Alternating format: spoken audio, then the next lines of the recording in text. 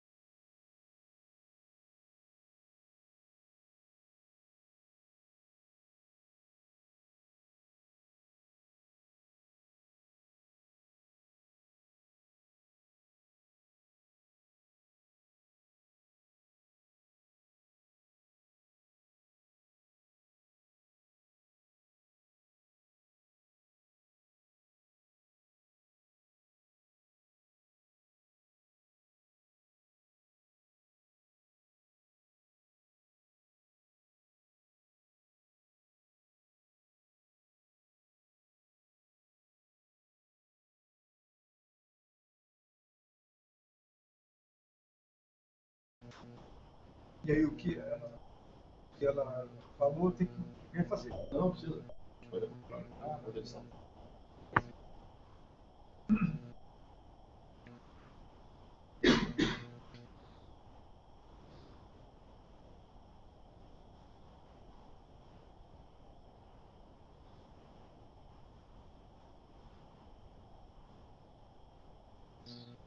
Aí tem que ver de onde eu estava falando, porque quando você chegou ali, que a gente não foi provocado, mas que viu isso. Uhum.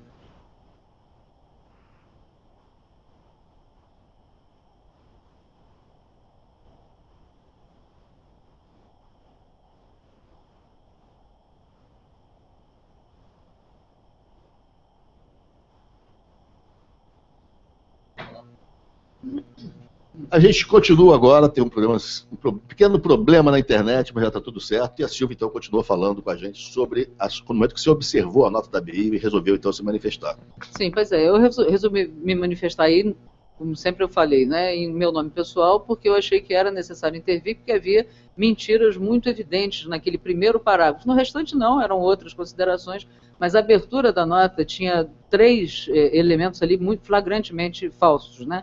E flagrantemente falsos que já tinham sido ditos publicamente que eram falsos, né? Apesar de tanta polêmica que tinham causado, que era justamente aquela situação de que naquela reunião do dia 25 de julho, né, em que os parentes de ativistas e os próprios ativistas que tinham sido soltos na véspera, né, participaram, né, de uma coletiva, e essa coletiva resultou naquele conflito todo, inclusive cantando palavras de ordem, que em princípio seriam palavras de ordem comuns nas manifestações, mas que claro que tinham um endereço certo ali, né, vocês vão nos pagar, etc., né, começou-se a divulgar uma versão, que depois foi desmentida, de que os jornalistas tinham sido expulsos, né, do sindicato, coisa que não foi verdade, e eu mesmo apurei isso, né, com pessoas que participaram dessa coletiva, e a informação era exatamente essa. Não, nós fomos ofendidos, etc., fomos intimidados, mas ninguém foi expulso, ninguém se sentiu intimidado a ponto de ter que sair, né, ou ser constrangido a sair. Saíram na hora que acharam que deveriam sair e tal, mas reiteraram que foi realmente um absurdo, que aquilo ali não deveria ter acontecido e tal. Mas, enfim, você se ater aos fatos é uma coisa elementar, né, que você tem que fazer. Então, assim, a primeira coisa era de que não houve essa expulsão, a nota da BI falava que havia, né, que os jornalistas tinham sido expulsos, que o sindicato não tinha em momento nenhum intercedido em favor dos jornalistas que estavam sendo ofendidos ali, o que era flagrantemente falso, inclusive pelas próprias matérias que saíram na televisão, não é? E que, para finalizar, aquela militante, a mais famosa militante, né, a Sininho, teria, entre outras coisas, dito que os jornalistas eram carniceiros. E, de fato, ela disse isso, mas meses atrás, foi exatamente no período, né, na sequência da morte do Santiago, quando aqueles 2 rapazes foram presos e tal.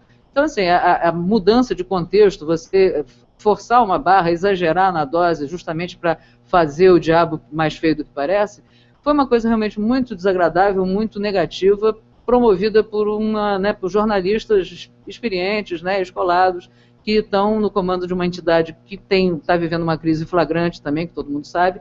Enfim, eu achei que era necessário intervir exatamente porque aquela nota tinha o endereço certo, né? Ela é publicada exatamente no dia da reunião, que seria à noite, e essa reunião estaria potencialmente, né, explosiva, né? Então, mais um elemento tal. Eu resolvi intervir nesse sentido. É claro que houve um monte de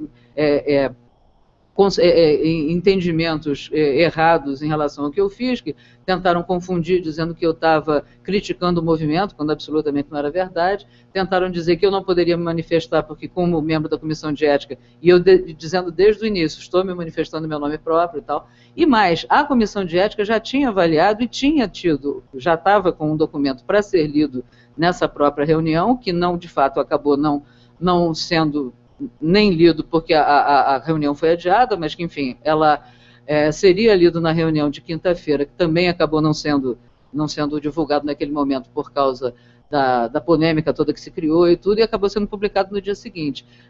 Nós não tínhamos, não fomos em momento nenhum provocados formalmente, né? Não houve uma manifestação, né, de um pedido de apuração ou de denúncia qualquer, mas o próprio manifesto que foi divulgado e que estava recolhendo uma série de assinaturas, apontava como uma das justificativas fundamentais para defender a destituição da diretoria, o fato de que a diretoria teria descumprido determinados artigos do Código de Ética. Então a gente achou que, obviamente, a gente não poderia desconhecer o que estava acontecendo, ficar esperando ser provocado. Regimentalmente a gente tem essa possibilidade de agir, de se antecipar diante de alguma coisa que seja muito flagrante, e a gente achou que era o momento de chamar a diretoria, e fizemos isso formalmente, pedimos uma reunião com a diretoria do sindicato. Antes disso mesmo, eu pessoalmente fui apurar o famoso outro lado, né? Ou seja, não ia ficar só com a palavra da Paula e dos demais membros da diretoria, porque, enfim, seria também uma apuração precária isso, né? E a gente teve uma visão ali, uma capacidade de perceber o que tinha acontecido naquele momento, né, naquela reunião, e que transbordou, né, que derivou para essa contestação toda, de maneira a fazer um relatório consistente, como de fato foi o que acabou sendo apresentado, acabou sendo divulgado. Ou seja, a gente conclui que realmente aquela reunião foi um erro, que o sindicato errou além daquilo pelo fato de não ter condenado com a mesma ênfase as agressões que os jornalistas sofrem quando recorrentemente, né, são agredidos por manifestantes, embora condene com muita ênfase as agressões promovidas pela polícia, evidentemente considerando que, claro, a maior parte das agressões é feita realmente pela polícia, mas isso você não está contabilizando, né? Então é mais importante você criticar a polícia do que os manifestantes. A violência tem que ser combatida. Então a gente interfere com esse argumento, mas ao mesmo tempo a gente diz, olha, não há motivo, o sindicato o tempo todo pode não ter reagido da forma adequada, mas não deixou de reagir, ou seja, não descumpriu em momento nenhum o Código de Ética que diz que o jornalista tem que defender a categoria e tal, né? Enfim, defendeu, né? Não pode ser acusado disso. Então, a gente tentou demonstrar que a gente agiu como deveria, né? Se antecipou, inclusive, a qualquer provocação, né? Qualquer forma de demanda, né? Que as pessoas que estão liderando esse movimento pudessem fazer, no sentido, inclusive, também de apaziguar, e eu acho que essa é uma coisa importante para se dizer em relação à Comissão de Ética. Eu, inclusive, fui membro da primeira Comissão de Ética, em 1987, quando a primeira comissão foi instalada, e tenho essa memória muito viva, né, que é o fato de que é uma entidade muito, né, que lida com questões muito delicadas, porque, afinal de contas, você está assim, constrangido a julgar um colega, de alguma maneira, né, um colega de profissão, é a sua função, então, portanto, é um problema que, inevitavelmente, vai ter que ser enfrentado. E a questão é que a comissão é tradicionalmente vista como um tribunal de inquisição, o que é um absurdo, porque, né, eu me lembro muito bem, quando nós tomamos posse em 87, a Beth Costa era presidente do sindicato, e no ato da nossa posse, ela entregou uma carta que tinha sido enviada a ela, recém-eleita também, de um jornalista que tinha votado nela e dizendo como é que ela abrigava na diretoria do sindicato um tribunal de inquisição. E a gente, nem começamos, nem falamos nada e já imediatamente estamos botando contra a parede. Aí, nós, inclusive, naquele momento, decidimos que a nossa melhor possibilidade de atuar era no sentido de promover debates, tanto que a gente começou a bolar ali mesmo, naquele momento, uma edição de um livro, que foi um livro que teve muito sucesso na época, mas infelizmente não foi reeditado. Aliás, uma das nossas tarefas atuais é reeditar esse livro aí online, né, disponibilizar em PDF para ele estar acessível, que se chama Jornalistas para Quê? Os Profissionais Diante da Ética, no qual a gente relata uma série de casos de falta de ética, assim, comprovada, inclusive, o ponto culminante é o caso Proconsult, que na época era mais ou menos recente, né, e que provocou também, até uma questão interessante a se trazer, né, provocou uma grande crise entre jornalistas da TV Globo na época e o sindicato. Até por isso mesmo, né, porque estavam sendo agredidos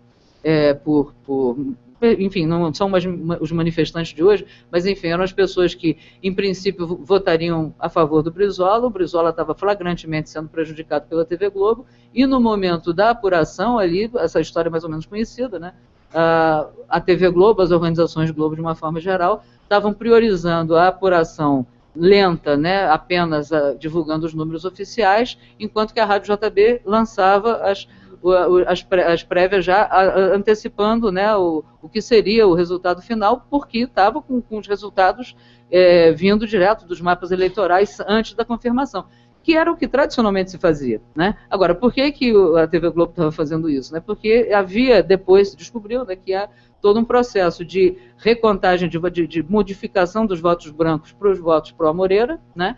E de uma tal maneira que a TV Globo, no caso aí, entraria como uma forma de mostrar ao público que, olha, toda aquela explosão do Brizola na reta final acabou não resultando, porque, de fato, veja bem o que aconteceu, né? Você vem só com a informação oficial e, nesse meio tempo, dá tempo para se fabricar. Claro que nós estamos falando de um tempo pré-histórico que não havia, né, votação eletrônica, porque já não daria, né, nesse caso, não daria tempo para fazer esse processo.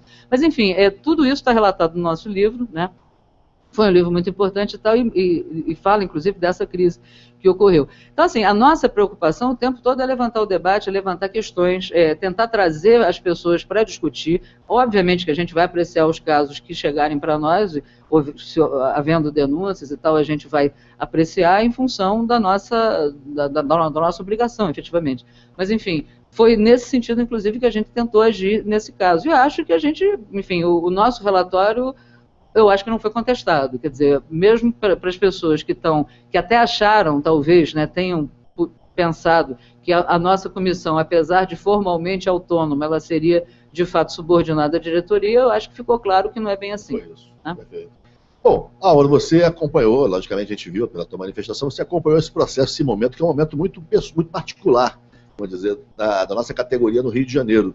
Como é que você viu isso e você faria um paralelo até de um período anterior que você trabalhou, das gerações, que você viu acontecer agora, nesse momento do Rio, do sindicato? Pois é, Fábio, queria agradecer o convite aqui, a participação no programa. Né? Eu acho que sobre o episódio em si, a Silvia já falou praticamente tudo, né? E, particularmente, eu achei um dos episódios mais lamentáveis dos últimos tempos, né, ocorrido entre os jornalistas, né, de um grupo de jornalistas pedir o afastamento da diretoria antes do término do mandato. Eu achei isso de um viés extremamente autoritário, assustador, porque amanhã ou depois alguém vai querer processar outro jornalista por divergência de opinião, vai querer implementar um processo de ética simplesmente por divergência de opinião ou de encaminhamento de determinadas ações políticas, né?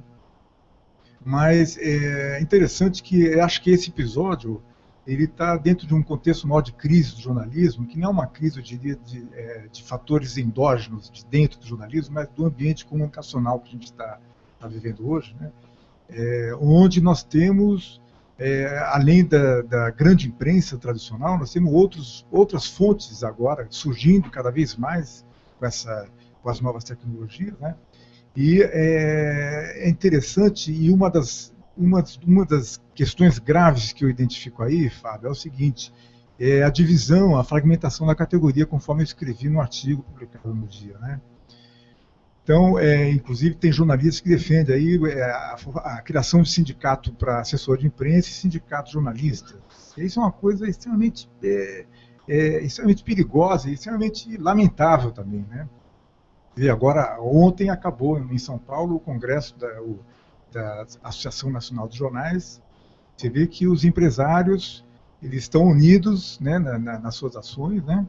E você vê que tem jornalistas aí divididos com esse tipo de movimento, né, dividindo mais ainda os jornalistas. Né? Por que você acha que não deve ter esse desmembramento? Ou seja, o profissional de redação ele deve permanecer no mesmo sindicato? Eu acho que todos nós somos jornalistas, trabalhando em situações diferentes, aqui ou lá, em determinados momentos diferentes da vida.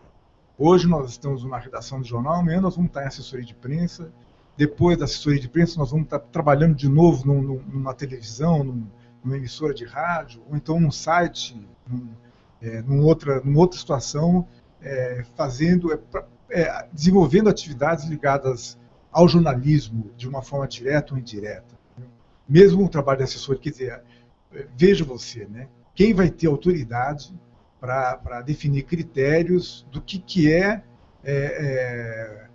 uma atividade jornalística. Onde ela começa e onde ela se encerra. Exatamente. Porque mesmo numa assessoria de imprensa, você pode fazer atividade jornalística, entendeu? Mesmo não estando num jornal diário, numa emissora de rádio ou televisão, né? Interessante porque ainda há pouco a gente estava conversando sobre a greve que teve no início no final da década de 80, né? Se a gente for verificar, essa crise que eu me refiro, ela tem mais ou menos quase mais de 20 anos. Não é bem uma crise, mas uma reconfiguração do jornalismo, eu diria, né, nesse novo ambiente comunicacional, né? Até porque se nós formos fazer um levantamento no país, a quantidade de jornalistas trabalhando em assessoria de imprensa ou em outras situações, comparado com jornalistas trabalhando nas redações de emissoras de rádio, televisão, jornal.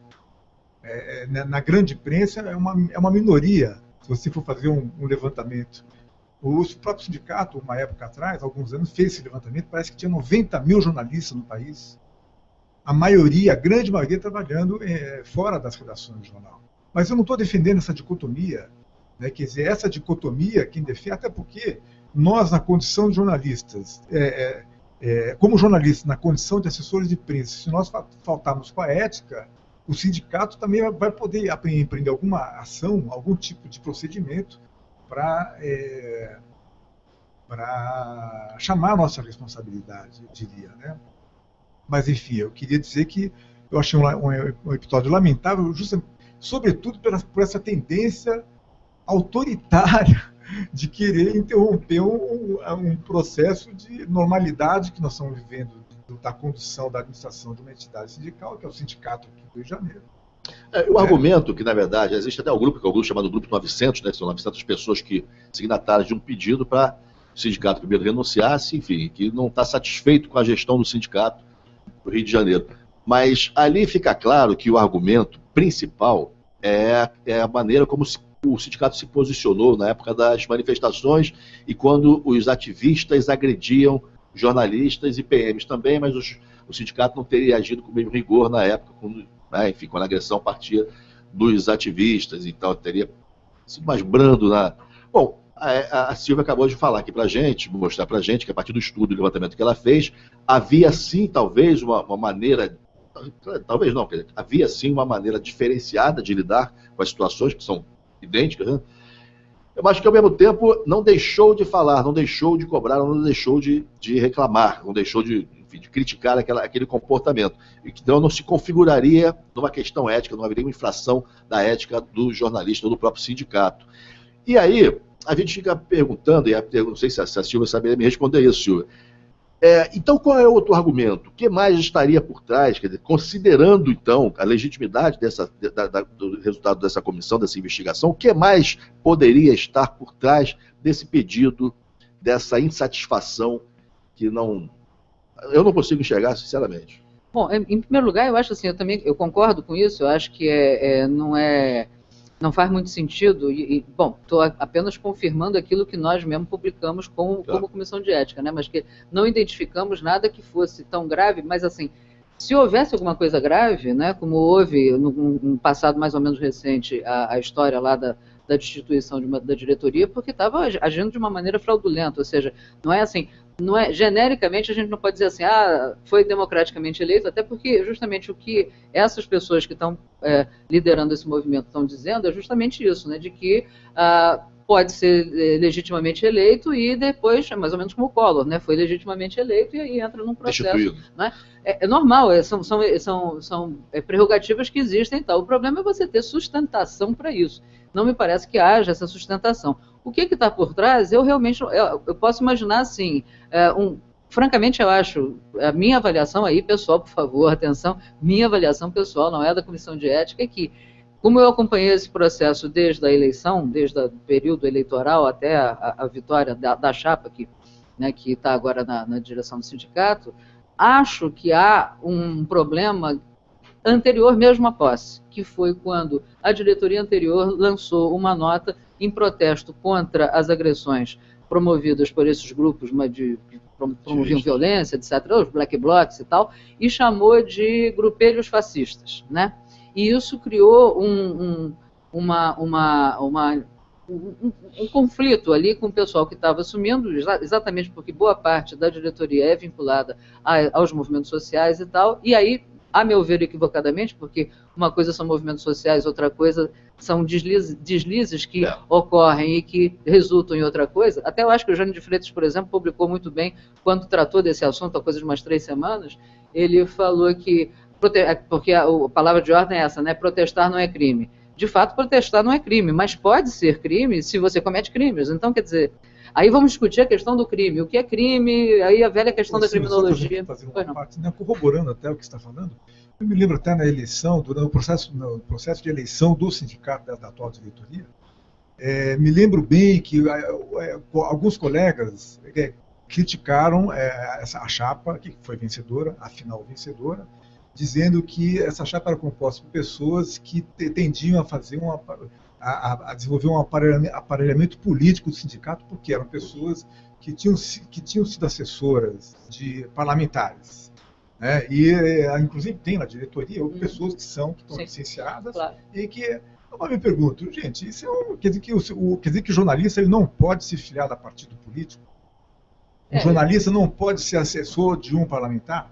Então, eu me lembro na época, quer dizer, somando esses aspectos que você está colocando, tinha também essa crítica, que alguns se opunham à chapa que acabou vencendo, porque acusando a chapa de querer aparelhar politicamente o sindicato, o que me parece um argumento bastante, acho meio imaturo, que parece coisa de movimento estudantil, né? Não, o movimento estudantil não pode ter partido político participando. Tem grandes jornalistas que serviram a Gustavo, ao governo. Carlos Boechat foi secretário do Moreira Franco. Ninguém tem dúvida disso. Eu só queria botar um ponto.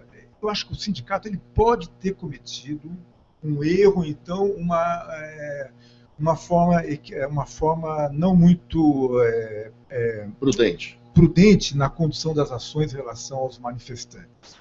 Porém, não foi só o sindicato. A própria cobertura dos meios de comunicação, quando lá atrás, nas manifestações de junho do ano passado, muitos setores da sociedade não sabiam o que estava acontecendo, apesar de ter tido origem lá no movimento Passe Livre, as grandes manifestações que tomaram conta das ruas das várias capitais do país, né? E que depois muitas foram degringolando e muitos atos, muitas manifestações não tinham um propósito. Eu me lembro que numa emissora, não vou citar a emissora aqui, uma emissora aqui, então, a apresentadora falou assim, não, porque alguns badeneiros estão querendo estragar o movimento, que na verdade não era movimento, era uma movimentação de multidão na rua. Não existia movimento. O movimento se pressupõe que alguma coisa, alguma ação de protesto, né? Visando uma meta. E, na verdade, depois do início das manifestações lá com o movimento Passe Livre, que muitas foram degringolando, e, na minha opinião, degringolou muito mesmo, a ponto de se esvaziar e não se saber o que se... Muitos caras atônitos, cientistas políticos, jornalistas, não souberam identificar o que estava acontecendo e o que estava por trás daquilo, né? Uma apresentadora de televisão chegou a usar a palavra movimento. Na verdade, não era movimento nenhum. Era uma movimentação nas ruas, de quebra-quebra, gente quebrando banco, concessionária de carro, ponto de ônibus, coisas totalmente sem propósito. Então, os próprios meios de comunicação, os grandes meios de comunicação, também não souberam como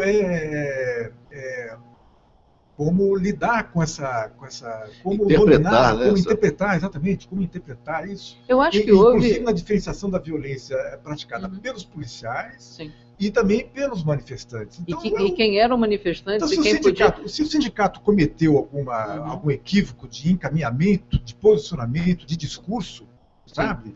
Não foi só o sindicato. Vários outros setores, inclusive não tem dúvida. O que eu estou só tentando fazer esse histórico para dizer assim, o que estaria por trás, né? Eu acho que a coisa vem de longe, acho que tem complicadores ao longo do processo, por exemplo, aquela agressão que o Júlio Molica sofreu no 7 de setembro, foi muito flagrante a intervenção do rapaz que estava ali pela mídia ninja e falava, tem um ninja aqui da Globo News falando e tal, e aí alertou o pessoal para que houvesse o cerco, e se não fosse a intervenção de outras pessoas ali, ele poderia ter sido, não vou dizer linchado, porque também talvez seja um exagero, mas ele seguramente teria sofrido uma violência bastante séria. Enfim, aquilo ali foi marcante, né? Então, assim, e mais interessante, né? Eu estava acompanhando essa cobertura, e o Júlio é um cara assim que fez uma... Você pode criticar outros repórteres ou determinada edição, etc., mas assim, ele em particular foi um cara que estava o tempo todo falando de tudo que estava acontecendo com a maior isenção possível, falava da violência. Ele, inclusive, tinha sofrido antes o gás lacrimogêneo, bombas ali e tal, tinha que parar de filmar porque estava sufocado ali, enfim, levou da polícia e logo depois leva gratuitamente, uma coisa que já estava assim, a manifestação se dispersando ali naquela altura da estátua lá do Zumbi e tal. Enfim, é uma coisa... E aí, quer dizer, as coisas vão se complicando até que tem o ponto crucial, que é a morte de Santiago. Inclusive, aí realmente há uma dúvida, eu me lembro que eu estava acompanhando isso na internet, né, virei militante de Facebook desde junho do ano passado, é uma coisa complicadíssima, dá um trabalho danado, que você fica tendo que estar alerta a vários lugares, né? De onde é que as coisas estão vindo, isso aquilo ali é um boato, o que é. Realmente ali estava naquela pilha toda, porque ao longo dessas manifestações todas tinha isso que você estava falando, nessa indefinição, quem era manifestante, quem era P2, quem era provocador, o que é, o cara mascarado você não sabe quem é, então de repente é um garoto indignado, ou pode ser um miliciano, sei lá, enfim, tinha uns caras carecas, parrudões assim, meio skinhead, enfim, tinha de tudo ali, né? E a rigor, e isso, só um parênteses aqui, como é que a mídia não tratou disso? Porque em parte tinha que condenar, e até inicialmente estava condenando e pedindo, lembra basicamente o que aconteceu, que foi o transbordamento disso tudo, foi em São Paulo, quando o Estadão e a Folha pediram ordem na cidade, né, que a polícia agisse como deveria, e a polícia agiu como muito mais do que deveria, saiu atirando, e aí a manifestação que era para refluir, ela acabou ganhando uma outra dimensão, porque as pessoas começaram a se manifestar pelo direito de manifestação, né? Foram à rua para confrontar, dizendo, não posso ficar na rua, agora mesmo é que eu fico, e aí foi aquela confusão.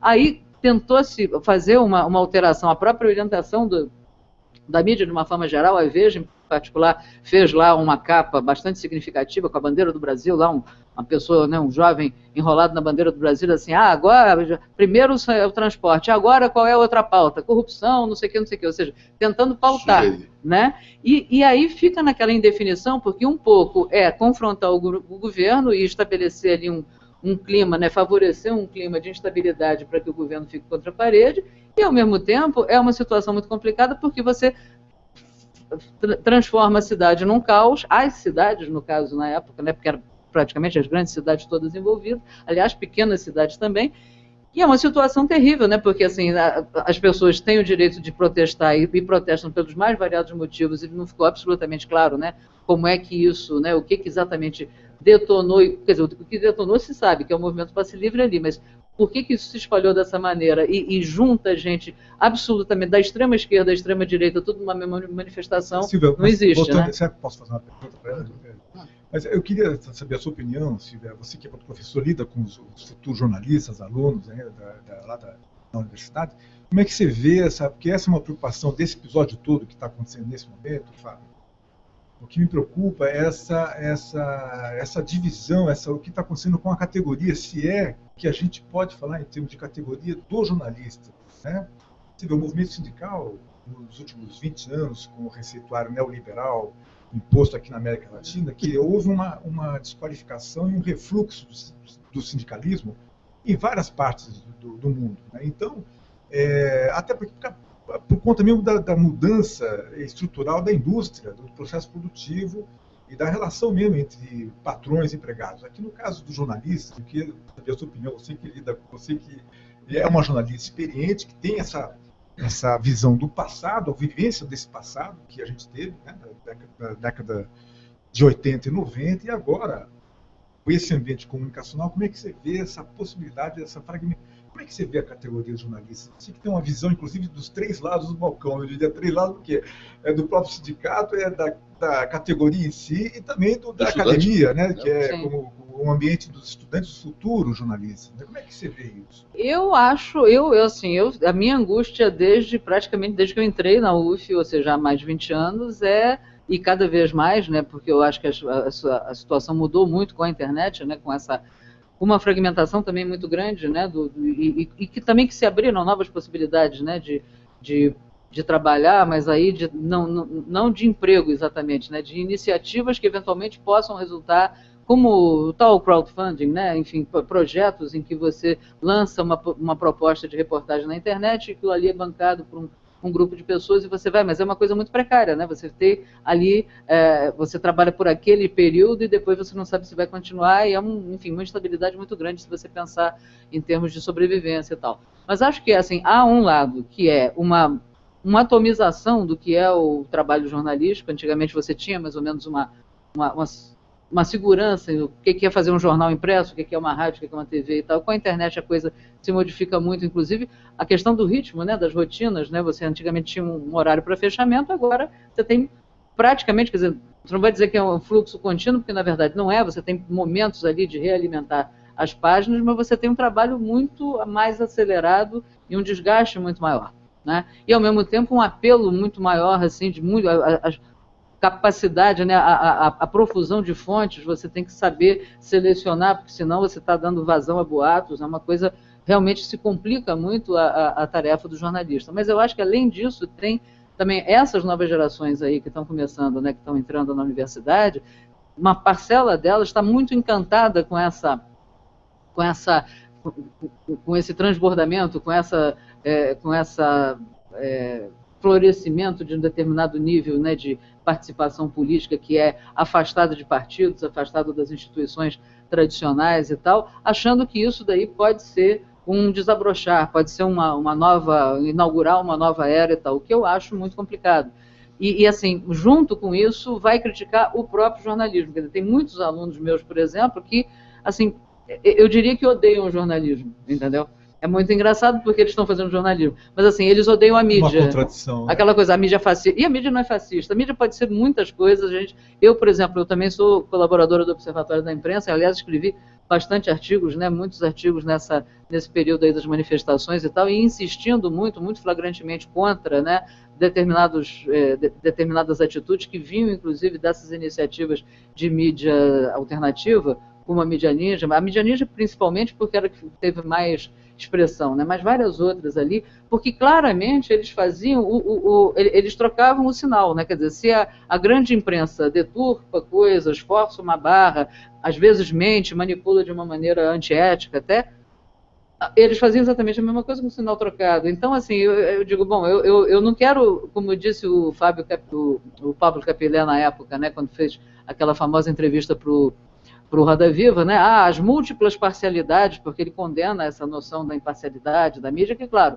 é um discurso que, no fim, você vai ver que é vazio, né? De fato, a imprensa tem o seu lado e vai tentar mascarar esse lado. Bom, ele diz, então vamos aí fazer florescer as múltiplas parcialidades, mas, assim, as múltiplas parcialidades acabam sendo, em vez de você ter várias verdades, você tem várias mentiras, né? Porque, no fundo, você não está querendo apurar, você não está baseado em fatos, você está querendo vender uma ideia. Você está querendo confrontar. Por exemplo, eu acho que é muito claro para mim, assim, ficou muito claro até porque eu assisti, né, certas cenas assim em loco mesmo, a maneira pela qual eles filmam as coisas com aquele celular ali e tal, eles jogam o celular na cara do policial, que é tipicamente uma provocação, entendeu? Você não precisa provocar um policial para o policial sair do seu limite de uso da força. Ele já vai sair porque... Ele interfere, né? Ele interfere. Por que o senhor está batendo nele? Não, assim, flagrantemente, é uma coisa assim, na cara, né?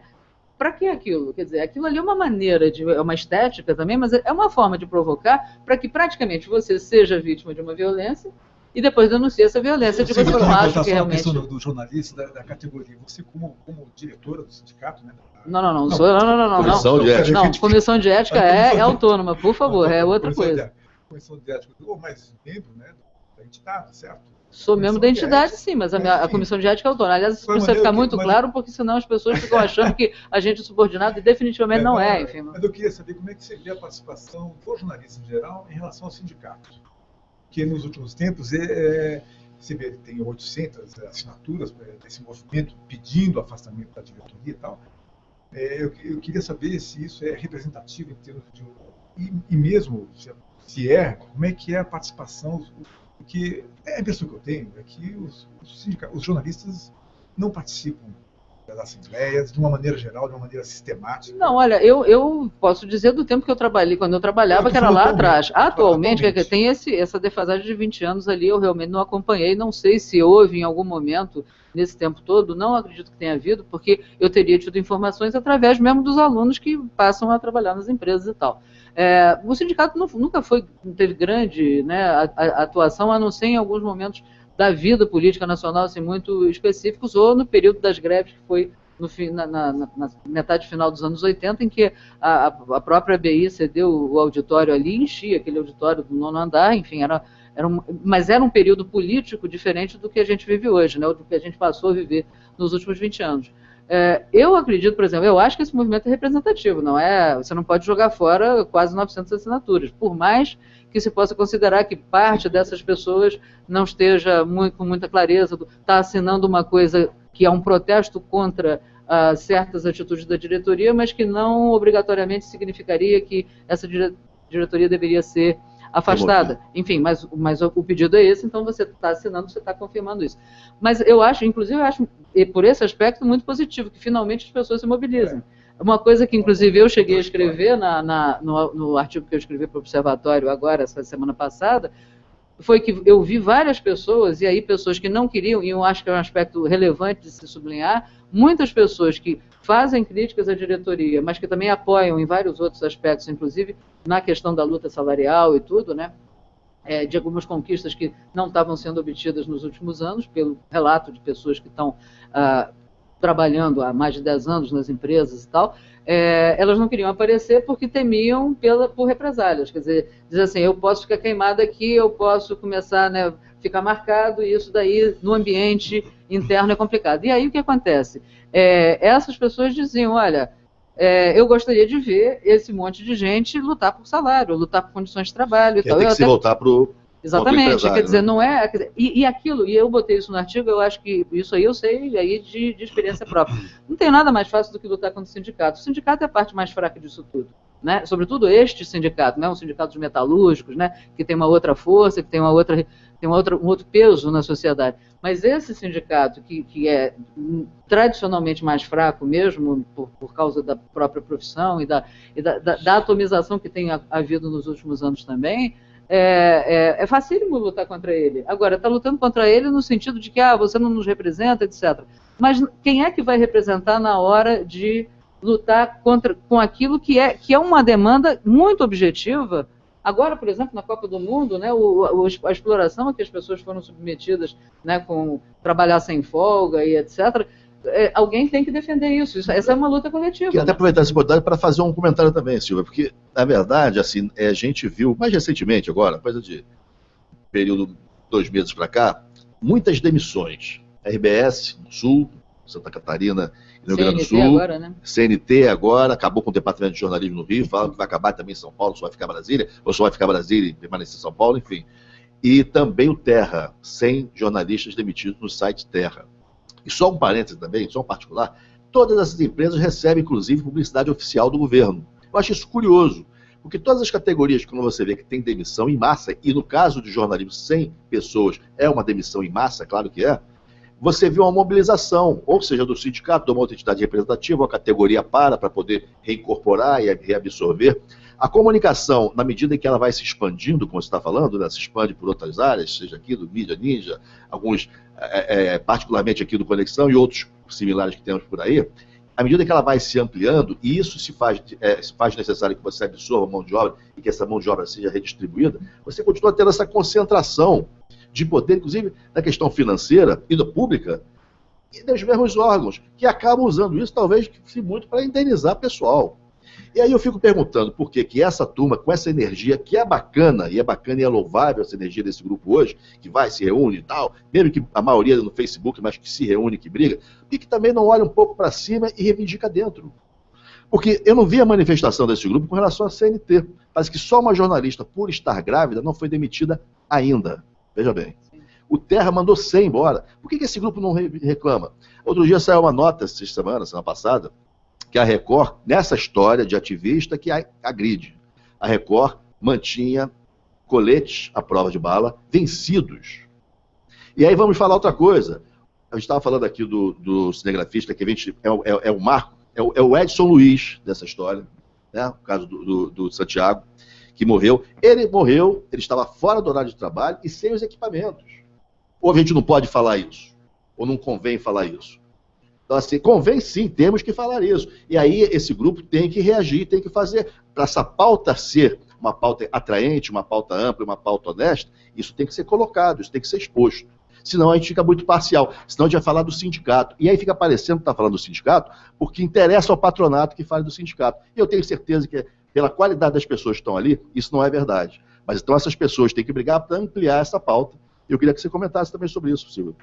Não tenho dúvida disso. Eu acho que, assim, por que não se briga por essas outras coisas? É porque é aí que o bicho pega a sério, né? Quer dizer, você está diretamente confrontando a sua chefia imediata, eventualmente, né? Ou outros que não estão ali no ambiente da redação, mas que são os que movem os cordões. Então, assim, é esse enfrentamento que é o calcanhar de Aquiles o tempo todo, né? É ali que a coisa vai pegar, de fato. Portanto, eu acho que não dá... É claro que esse movimento surge por causa de uma indignação, por causa de uma situação, como eu estava puxando essa história desde antes, eu acho que não é gratuito que surge agora, não foi assim por acaso, não foi de repente. Eu acho assim, foi a gota d'água essa tal reunião lá em que degenerou para isso tudo, mas porque já havia todo, ao longo de um ano, desde antes, inclusive, da posse. Quero até lembrar o seguinte, assim, para mim, eu não participei da campanha, absolutamente, nem teria tempo para isso, mas fiquei só acompanhando eventualmente alguma coisa na internet, mas, assim, não tinha muita expectativa mesmo. Pensava assim, não, são 4 chapas, para mim já foi uma surpresa. Quanta gente quer ser diretor do sindicato? No meu tempo não tinha isso, né? Era uma dificuldade você montar uma chapa e tal.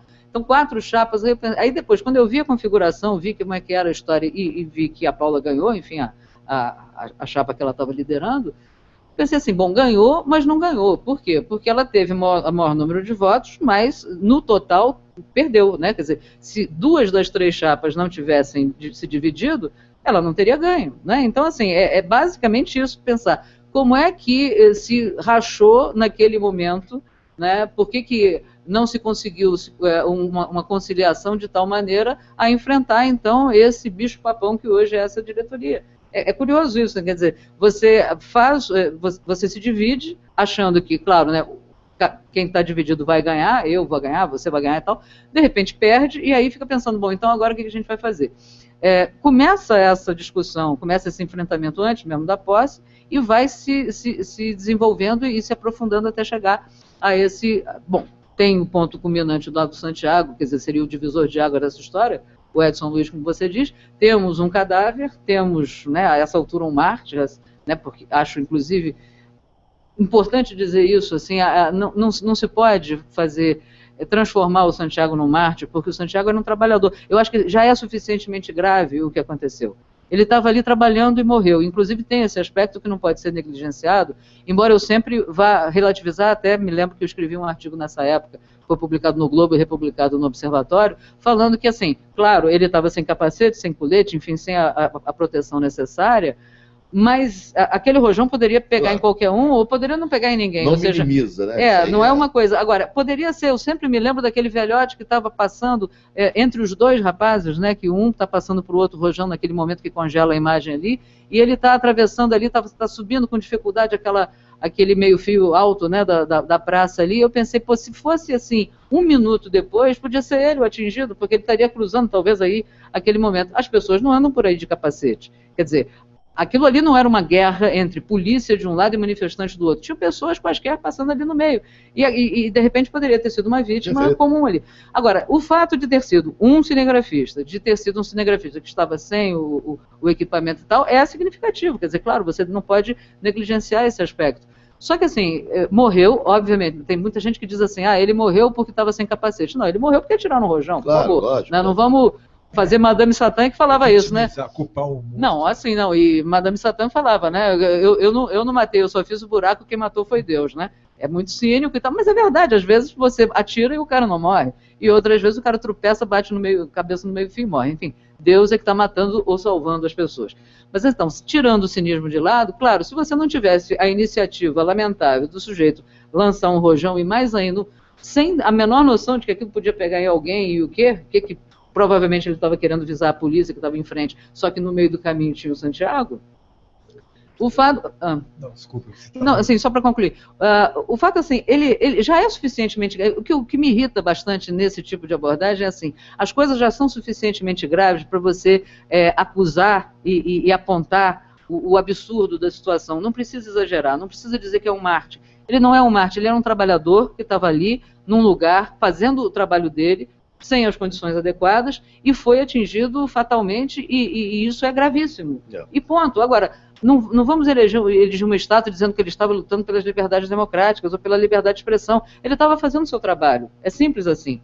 E é grave assim, né? O fato dele não poder exercer a sua profissão em condições de segurança. E nem dá para dizer que os outros 2 que colocaram o rojão também estavam defendendo a liberdade democrática. Não, estavam ali para fazer bobagem. Lógico, enfim, completamente desorientado. Você vê depois pelas entrevistas e tal, que são pessoas que não têm...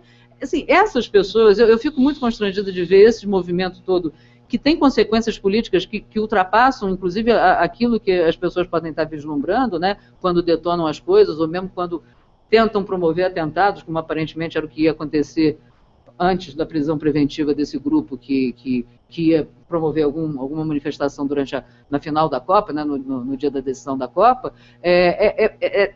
não perceber com clareza o que eles pretendem e talvez eles não perceberem o que esse tipo de ação, como quebrar banco e abrigo de ônibus, incendiar lixeiras, incendiar ônibus, etc., pode significar, porque se fala muito assim, todo mundo que defendia essas ações dizia assim, protestar não é crime e tal, e dizia assim, uma vida vale mais do que uma vidraça. Certamente uma vida vale mais do que uma vidraça. O problema não é a vidraça quebrada, é o caos que se instala e que facilita o governo, por exemplo, propor uma lei antiterrorismo. Entende? Vai na esteira, porque isso faz recrudescer no público que quer ir trabalhar e voltar para casa. A ideia todo algo não previsto que piora. Sim, só piora. E aí, mas só para você dizer, olha só como isso aqui é uma ditadura, porque eu não posso sair quebrando tudo que vem alguém. Mas é óbvio que você não pode. Voltando né? à questão específica dos jornalistas, né, o lado positivo seria se há um aspecto positivo dessa movimentação dos jornalistas, Fábio, é o fato de se mobilizarem para a categoria, enfim, debater, né, arejar as discussões dos vários temas, etc. O problema é que a gente também não pode perder de vista coisas que nós perdemos nos últimos anos, né, e que ficaram reticentes, parece que no limbo, como se, por exemplo, o Conselho Federal de Jornalismo, né, que era uma proposta que está aí. A gente não sabe como é que isso nós vamos abandonar essa luta, né, essa questão, né, a questão da regulamentação dos meios de comunicação, que a grande imprensa e muitos jornalistas acabam também assumindo o discurso que é censura, né. Então, só a título de parênteses, eu queria sugerir a leitura de 3 livros que eu andei lendo recentemente, que um se chama Corrupção da Opinião Pública, de 2 professores de Minas Gerais, da editora Boitempo. O outro é A Ironia da Liberdade de Expressão, do Owen Fis, que é um constitucionalista dos Estados Unidos, um professor que estuda a primeira emenda lá nos Estados Unidos sobre liberdade de expressão, né? Esses livros, simplesmente, resumindo, eles estão dizendo que aqui no Brasil está interditada o debate, a discussão sobre a questão da liberdade de expressão de uma maneira mais profunda, mais ampla, entendeu? Aí você vê a imprensa sempre definindo a liberdade da imprensa e não a liberdade de imprensa em geral, né? Pode parecer um discurso, esse que eu estou falando agora, que é um discurso assim vou dizer, porque os colegas jornalistas parece que muitos não querem aprofundar essas discussões, né, da questão da regulamentação dos meios de comunicação, por exemplo, né? Que a grande imprensa aqui no Brasil interditou esse debate. É um tabu que não pode nem... Dizendo que já rotulando isso como censura, né? Então eu queria colocar essas questões também como isso fazendo parte desse contexto mais onde esses problemas todos estão implicados, sabe? Eles acabam se mesclando, né? Inclusive caindo nessa questão da divisão dos jornalistas em sindicatos, em associações, sabe? Nós vamos alguns que defendem sindicatos para assessores de imprensa, sindicatos para jornalistas. De empresa pública, de empresa privada? Onde é que vai parar isso? Né? Não, sindicatos dos jornalistas dos grandes meios de comunicação. A gente retorna agora para o nosso papo, nosso debate aqui em Conexão Jornalismo. Pedindo desculpa para as pessoas que estavam acompanhando. Houve uma interrupção, um problema com a internet, com a GVT, mas estamos de volta e a gente lembra que esse vídeo vai estar disponibilizado na íntegra e, logicamente, sem esses intervalos. Em seguida, a gente vai editar e vai disponibilizar para as pessoas que quiserem acompanhar o que está acontecendo com o Sindicato dos Jornalistas, com a categoria dos jornalistas, enfim. E a gente retorna aqui com o Álvaro, que estava falando, uma ideia muito interessante sobre uma cooperativa de jornalistas. Eu estava dizendo, no lastro desses últimos acontecimentos, né, inclusive dessas ideias que têm aparecido aí de se sugerirem criar sindicatos separados, sindicato para assessor de imprensa, sindicato para... Enfim, eu queria ir também no contexto de demissões de várias empresas, né? Ou seja, nós estamos tendo uma mudança no mercado profissional bastante intensa, né, nos últimos anos. E aí eu falei estou lançando aqui a ideia, não sei se como seria isso, de cooperativa de jornalistas, que não seria uma coisa incompatível com nada do que existe atualmente no mercado, assim como tem cooperativas de outros profissionais, de outras categorias de serviços, né? E pode ser uma tendência. Nós temos cooperativas de jornalistas para para trabalhar para assessoria de imprensa, para grandes meios de comunicação, enfim, para diversos tipos de atividades ligadas ao jornalismo e à consultoria de comunicação em geral. Isso tudo, logicamente, para conter, tá vendo? A gente sabe que hoje tem um esvaziamento das redações. Eu queria deixar claro que isso não seria nada para se contrapor a empresas, porque poderia se conviver as pessoas que defendem tanto o mercado, né? O mercado capitalista, as atividades de mercado, né? Por que não podemos criar formas de convivência e instituir organizações para preencher lacunas, né, no mercado de trabalho, né? Interessante. E os cooperativados não seriam outros sindicalizados, seriam sindicalizados do nosso sindicato, né? Mas é isso que eu queria. Até isso me ocorreu vindo para participar do programa. Está registrada, com certeza. Essa coisa de cooperativas, que pode ser uma tendência um dia, né? A gente formar, para a gente se ajudar, né? E se ajudar não é no sentido assistencialista, não. É no sentido criativo de produzir coisas interessantes para o leitor, para o telespectador, para a sociedade, uma contribuição para a sociedade. Legal, olha o seguinte, são as ideias que surgem no sentido de, primeiro, de aproximar, de privilegiar, de resgatar essa atividade, que a gente sabe que ela está, né? Ela não vem sendo bem tratada. E também tem uma outra questão, também o diálogo, né? E eu acho que é o que está faltando nesse momento que a gente está discutindo, é exatamente o diálogo. Quando um grupo se fecha, o grupo está determinado a destituir uma diretoria legitimamente eleita, isso é muito ruim. Até eu disse outro dia, muita gente até me criticou, mas eu vou repetir. Eu acho que a questão da destituição, da derrubada, do golpe, do impeachment, isso está muito próximo, na verdade, na realidade, das empresas. A TV Globo, no passado, ela teve que fazer uma meia-culpa sobre isso. Isso é muito próprio do patronato. Acho que não é legal quando os jornalistas, de repente, eles defendem, eles assumem esse discurso. Não é legal. É cara de golpe, é cheiro de golpe. Tem eleição daqui a 2 anos, por que não tentar uma nova proposta? Já que tem um grupo tão unido, 900 pessoas, seria um banho, na verdade, né, de uma eleição. Teve 100 e poucos votos a diretoria que foi eleita. Quer dizer, então, acho que a hora disso, acho que é chamar para isso. Ideias, propostas, o diálogo. Justamente, acho que foram 430 votos, mais ou menos, no total, né? 130 votos? 143, rigorosamente, os votos da chapa vencedora e mais 95, 94, 91, alguma coisa do gênero. Ou seja, você tem um universo de pouco mais de 430 pessoas votando. Se você tem esse movimento com quase 900 assinaturas, imagina... Bom, claro que do outro lado, que apoia a diretoria, também tem um outro movimento que não é tão magnífico assim, não é tão exuberante em termos, inclusive, de apoios de jornalistas, porque tem apoios, claro, né, de outras pessoas, de sociólogos, etc., mas que não estão ali pensando no sindicato como alguma coisa que transcende o seu nível estritamente corporativo, o que eu acho que é uma coisa positiva também, sobretudo o sindicato de jornalistas, né? Aliás, eu me lembro muito bem quando eu participava antes, né, nos anos 80, e estava começando a ficar em pauta essa questão da democratização da comunicação, a necessidade da gente colocar o sindicato nessa luta mesmo, né, de fazer, inclusive viabilizar, uma época pré-internet, parece pré-histórica, né, mas assim, de viabilizar a democratização da comunicação na prática com edições de não só de jornais, como de matérias que não foram publicadas e por motivos variados, por censura interna ou o que fosse, que pudessem ser viabilizadas, né, divulgadas de uma outra forma, e hoje com a internet, com muito mais possibilidade, a gente teria de fazer isso. Quer dizer, botar o sindicato como uma entidade que, obviamente, vai defender os interesses da categoria e interesses esses mais imediatos mesmo, de condições de trabalho, de salário e tudo mais, mas também a questão da democratização da comunicação e de apresentar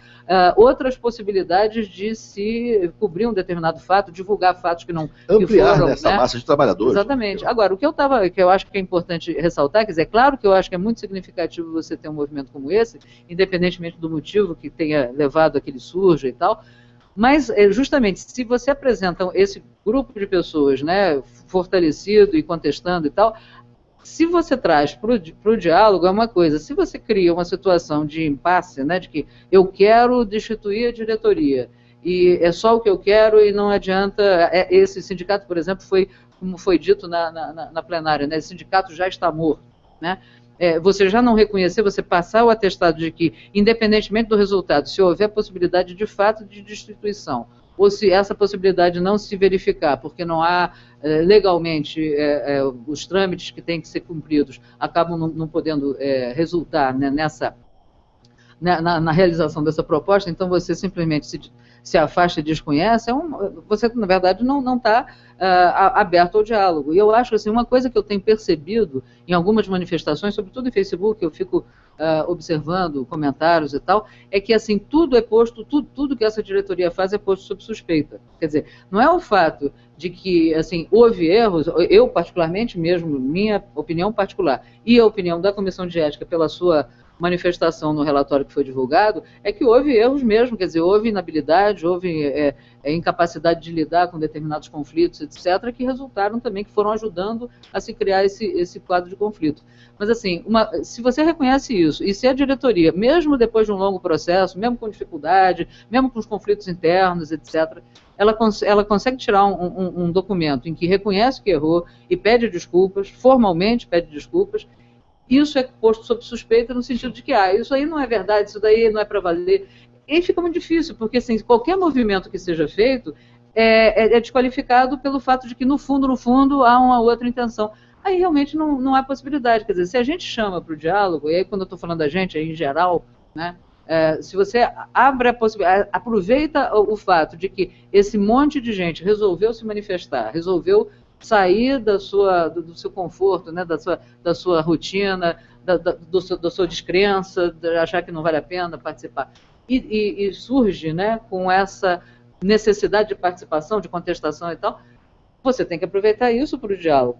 Se não se aproveita, se fica o tempo todo numa tentativa de desqualificação, de acusação, como infelizmente eu tenho visto na internet, as manifestações, na grande maioria dos casos, é exatamente nesse sentido, a gente perde uma oportunidade enorme de fazer com que finalmente essa categoria, depois de tantos anos, consiga se tornar participante ativa de um processo que vai reverter com todos os conflitos, e eu acho que o fundamental é isso, vai reverter em seu benefício, de alguma forma vai reverter em seu benefício, e é preciso conviver com a diferença, não tem como. A democracia é exatamente isso, é por isso, inclusive essas pessoas contestam, né, todos esses ativistas, por exemplo, que falam que nós estamos numa ditadura, num estado de exceção, etc. e tal. Caramba, se nós vivemos numa democracia, e nós vivemos numa democracia, e só podemos dizer isso com tranquilidade, sobretudo nós que vivemos sob ditadura e sabemos o que isso significa, nós não podemos desconhecer que democracia é conflito, ou seja, é conviver com o contraditório, é conviver com a sua diferença. Se você diz assim, bom, eu convivo numa democracia, mas só vale o que eu estou querendo, aí você também não convive numa democracia. Você está querendo mudar os sinais, né? Simplesmente inverter uma situação de mando, o que não é a melhor saída, né? Você foi num ponto muito interessante. Quer dizer, essa é uma oportunidade para o sindicato se transformar num espaço também para além das questões trabalhistas, ou seja, o sindicato não pode só funcionar como sendo o polo contra os patrões, sabe? Quer dizer, o sindicato ele pode se transformar num espaço de produção de conteúdo de coisas, de aperfeiçoamento, de qualificação. Qualificação profissional, produção intelectual, né?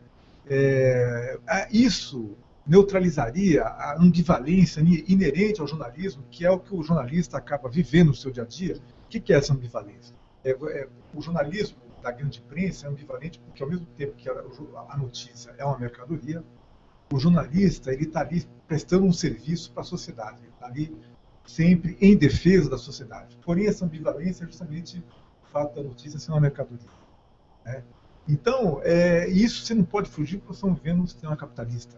O jornalismo, a imprensa nasceu no século XV, com o capitalismo. Então, a imprensa é uma atividade capitalista. O jornalismo é uma atividade do capitalismo. Isso é inegável. Quer dizer o seguinte, que essa ambivalência ela seria neutralizada num espaço onde os jornalistas iriam poder fazer coisas, produzir coisas para além da simples luta sindical de natureza trabalhista, sabe? Então, um momento, acho que é um momento interessante de a gente aproveitar para a gente... E sobretudo, incentivar o sindicato a promover atividades lá que as pessoas possam fazer. E isso de mercadoria, claro, né? Quer dizer, tudo no capitalismo ou tende a ser mercadoria, até o tempo, né? O tempo é dinheiro. Imagina, o tempo que é uma coisa, o que é o tempo?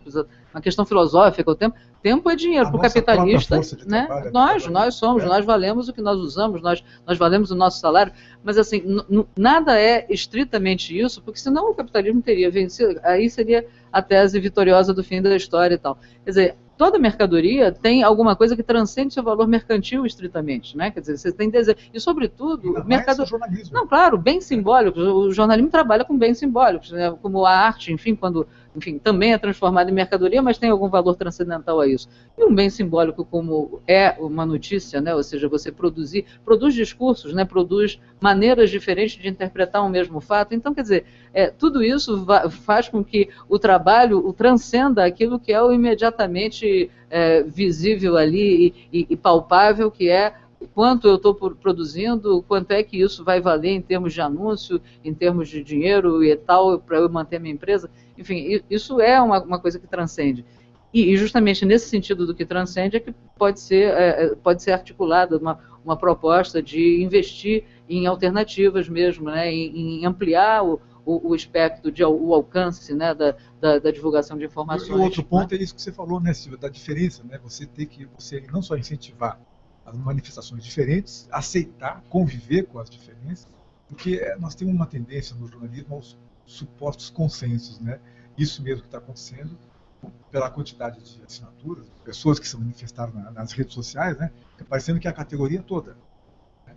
Isso é perigoso também, né? Porque esses... Não, foi o que eu falei, tem muita gente que não está se manifestando, tem algumas pessoas que estão se manifestando, mas não estão assinando manifesto nem nada, mas estão publicamente dando seus pontos de vista, e outras pessoas que estão, eu converso com algumas delas, e que realmente se sentem, e não estou forçando uma barra para dizer, isso, nem estou dizendo que isso é tão representativo assim, mas eu acho que são indícios, porque são pessoas que estão falando também por outras, e que se sentem assim, um pouco intimidadas e tal. Acho que isso não pode se deixar de levar em conta, porque assim, o discurso que está prevalecendo parece que é o discurso que existe. Somos nós e eles e acabou. Isso não acho que seja assim. Existe um meio termo, e esse meio termo, aliás, eu vi uma publicação no Jornalistas e Companhia que eu achei muito ruim, porque parece que existem esses dois grupos, né? A diretoria do sindicato de um lado e esse grupo de jornalistas do outro, e não tem um meio de campo. E tem um meio de campo que não é pouca coisa e que se manifestou na própria plenária pelas informações que eu obtive. Infelizmente não pude vir porque eu estava, enfim, ia fazer um exame e estava internado e tal, mas assim, do contrário, teria ido, se tivesse sido na segunda-feira, teria ido, até mesmo para ler o nosso relatório lá da Comissão de Ética, e várias pessoas que eu conheço que participaram dessa plenária falaram e interferiram, intervieram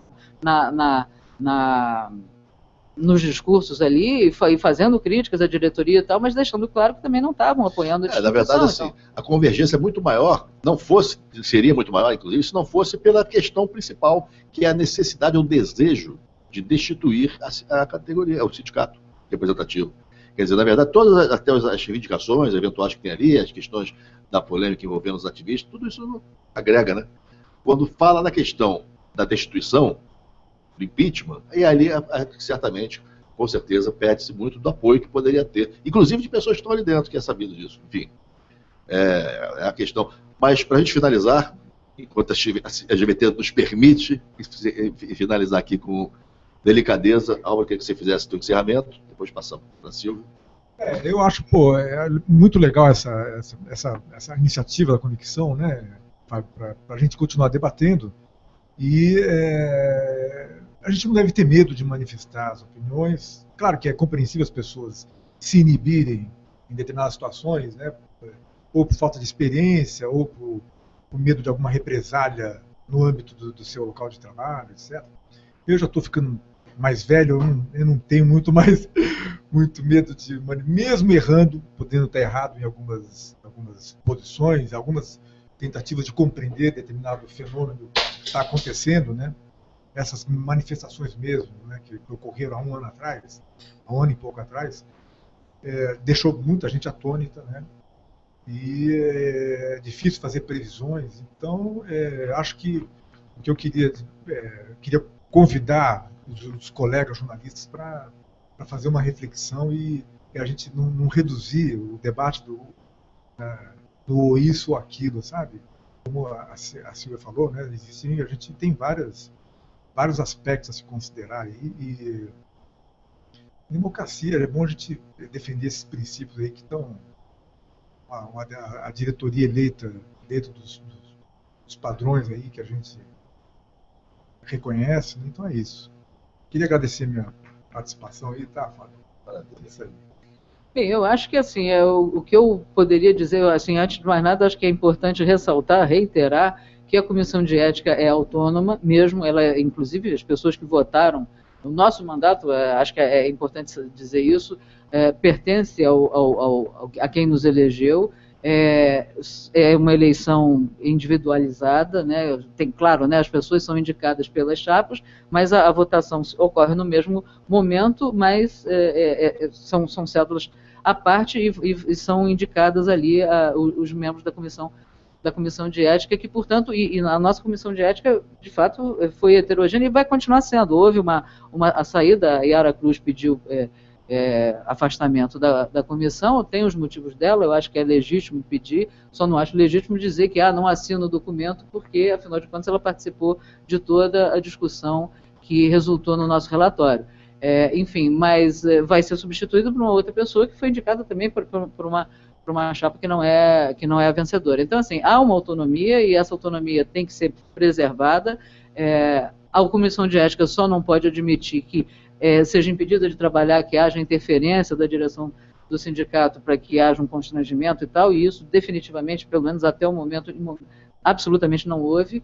Pelo contrário, até houve algumas demandas que nós acabamos não acolhendo, porque achamos que não era pertinente. Enfim, isso por um lado eu acho que é preciso ficar claro para quem estiver ouvindo, para quem puder ouvir futuramente, né, quando acessar o link aí, para ficar esclarecido, porque há realmente muita confusão em torno do papel da comissão de ética. Então, eu acho que tem que se esclarecer isso. E a outra coisa é que realmente eu aí digo isso, claro, em meu nome próprio, não vou falar em nome do coletivo, mas acho que é uma coisa consensual, francamente, que a gente não pode perder essa oportunidade para trazer as pessoas para o debate. Se tanta gente está se mexendo, é porque há uma insatisfação, e é legítima essa insatisfação, e isso tem que ser discutido com honestidade. Não pode ser uma coisa que vá delimitar posições e cristalizar posições, porque aí realmente a gente não consegue avançar. E isso só pode acarretar no prejuízo de uma entidade, porque aí independe de quem é que está comandando, de uma entidade que tem que ser utilizada em defesa da categoria. Se essa entidade é fragilizada, perde a categoria. Eu acho que isso daí não serve a quem é trabalhador das empresas de comunicação. Maravilha, te agradeço. Agora, só queria lembrar uma coisa para as pessoas que estão acompanhando a gente, que está vendo um grupo está se cotizando para ajudar o nosso amigo Bartolomeu Brito. Está numa situação muito difícil, penúria, um negócio muito já de algum tempo. Ele está internado, inclusive, no hospital. E a Elba Oechá, a Rosane Macedo, enfim, tem uma turma que está ajudando, está coletando, inclusive na página dos jornalistas do Rio de Janeiro, da Rosane Macedo, que está a conta onde está sendo arrecadado grana, fundos para ajudar o nosso amigo Bartô. Te agradeço as pessoas que participaram, que acompanharam aqui. Esse vídeo vai estar disponibilizado aqui em Conexão, também no YouTube, e as pessoas devem, enfim, discutir e criticar e sugerir, para isso que a gente está aberto. Para isso nós somos jornalistas, a gente não quer, na verdade, unanimidade, a gente quer discutir, a gente quer polemizar, que é o nosso papel. Um abraço para todo mundo e boa tarde.